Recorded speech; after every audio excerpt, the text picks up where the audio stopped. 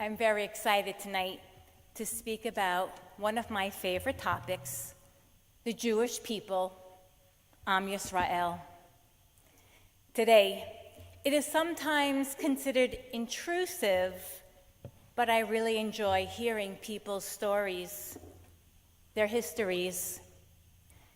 When I studied in the master's program at Haifa University, Historia Shel Am Yisrael, the history of the Jewish people, I would frequently ask people where they came from and where their parents came from.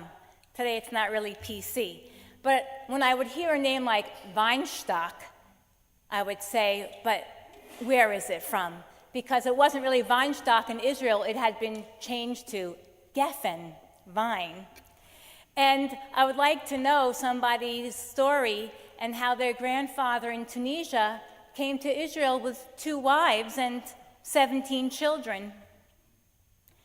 Recently, my chavara, called Heck of a Chavara, held a Heritage Night program. And we each shared some of our personal history and heritage. And even though some of us had known each other for maybe close to 20 years, and others were just getting acquainted, we heard stories of grandparents and great-grandparents, marriages, divorces, oceans crossed, heartbreak, war, loss, love, success, children, Miami. There were born Jews, Jews by choice, and those who were an integral part of a Jewish family. Sitting around the patio that evening, not surprisingly, we had people born in New Jersey, Chicago, Boston, New York, and Miami. But we also had folks born in Romania, Russia, South Africa, and Cuba.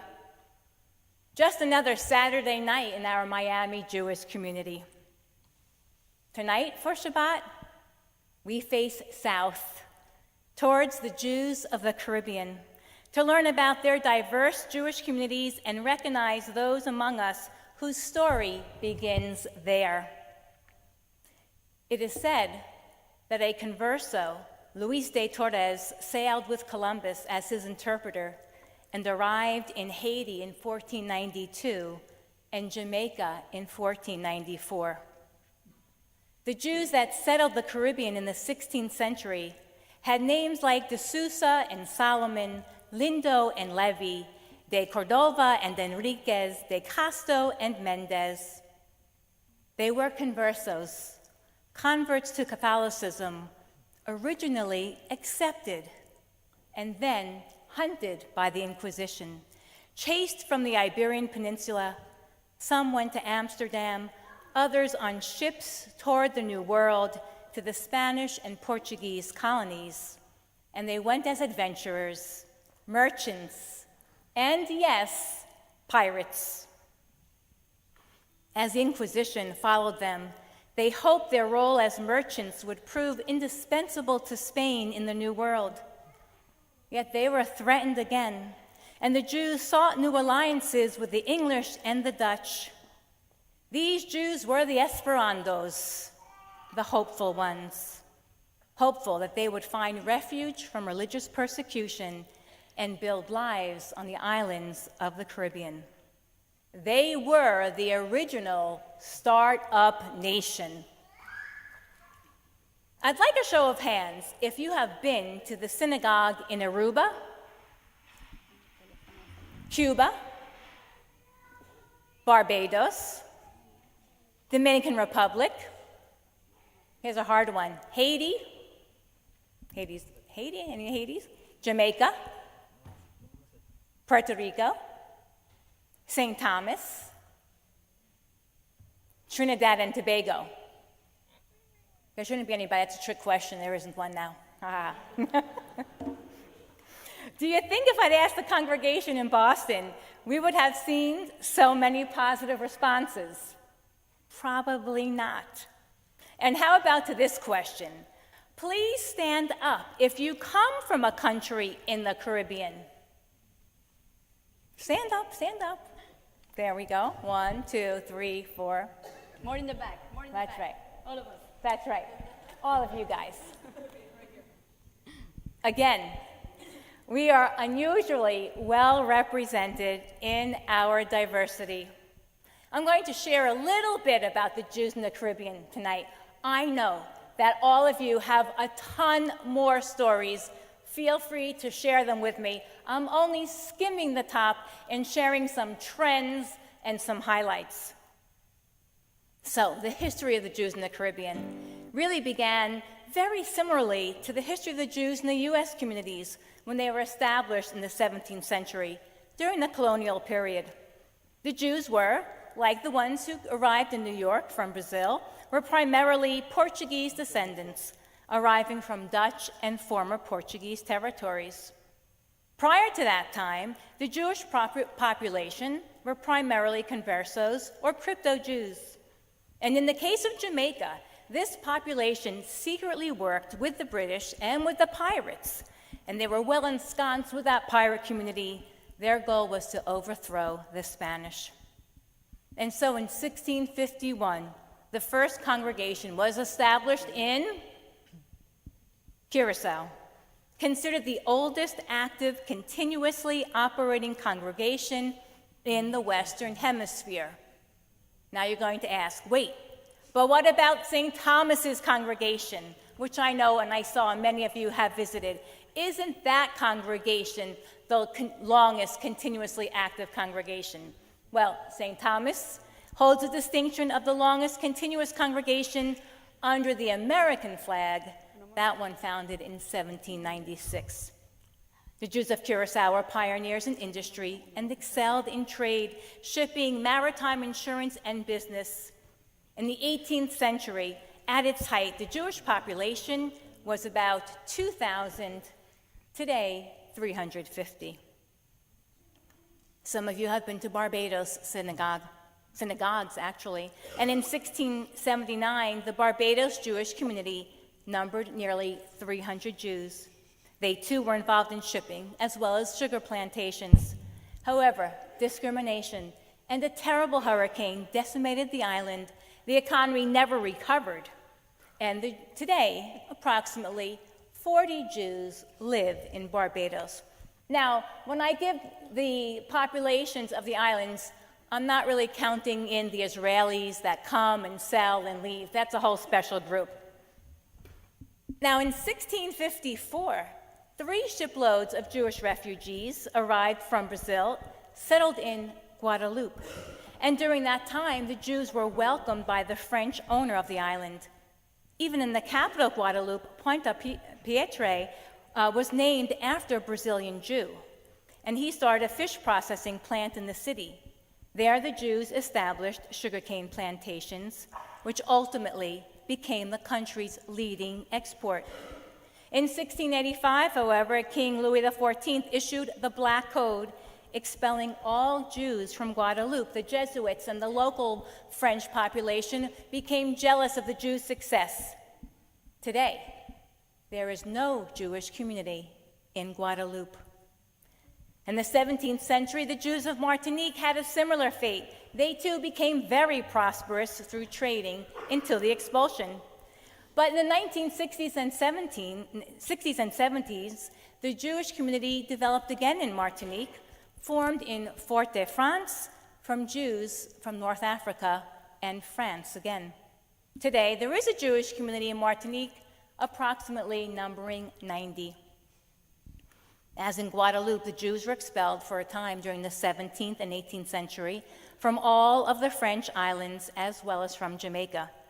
Although historians say there was an expulsion in place, but they were never sure that all the Jews actually left.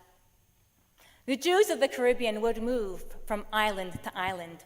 They would trade, build, grow, and sell, and move again. And when another group was expelled from Brazil in the 17th century, they established sugar plantations in St. Kitts and Nevis. They introduced the industry of crystallizing sugar, and at their height, they were 25% of the European population. Haiti, as we know, had a similar early establishment with Columbus.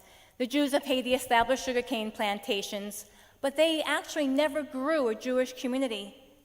Its only Jewish distinction was its role during the Holocaust, when 150 visas were issued at the exorbitant price of $5,000 a visa, and they did accept Jews into Haiti at that time. And what happened at the other side of Hispaniola?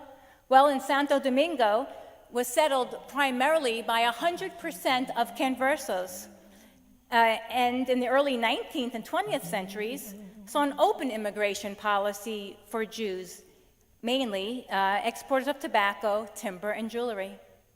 The Dominican Republic later on during the Shoah was also known for its willingness to accept 100,000 Jewish refugees. President Rafael Trujillo, the dictator, donated land in Sosua to settle the refugees and develop agriculture in that area. Eventually, 5,000 visas were issued to the European Jews.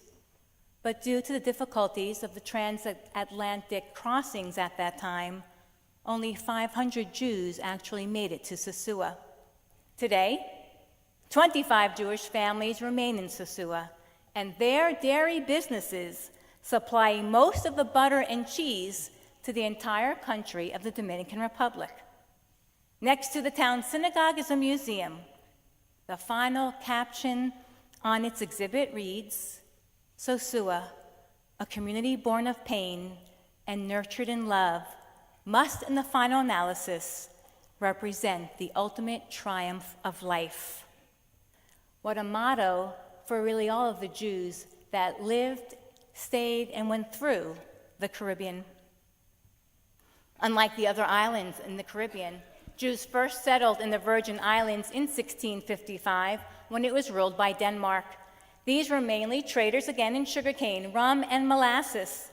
There were 3 Jewish governors in the Virgin Islands, the first in 1664.